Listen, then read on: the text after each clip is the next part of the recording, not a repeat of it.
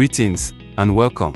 Thank you for choosing to study with Unicaf, the leading online higher education provider in Africa. Today, I'll be guiding you step by step on how to make a payment on the Unisis website using the dLocal payment method. Don't worry, it's quick and easy. Let's get started. First, log into your Unisis account. From your profile, click on Finance, then Make Payment, and select the dLocal option, UGX using dLocal. Tick the Terms and Conditions box, then hit Pay Now. This will take you to a page where you'll enter your mobile money phone number.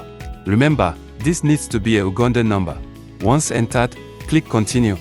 Next, you'll see a message asking you to confirm the payment through your mobile money wallet. At the same time, you'll receive an SMS with instructions. Simply dial *165# on your phone. In the menu, choose 3, My Approvals, then 1, My Approval. You'll see the payment amount in UGX, enter your Momo PIN to confirm, and press Reply. That's it. Your payment will now show as pending, and once it's complete you'll receive an email confirmation. Thank you once again for choosing Unicaf. We wish you every success on your learning journey.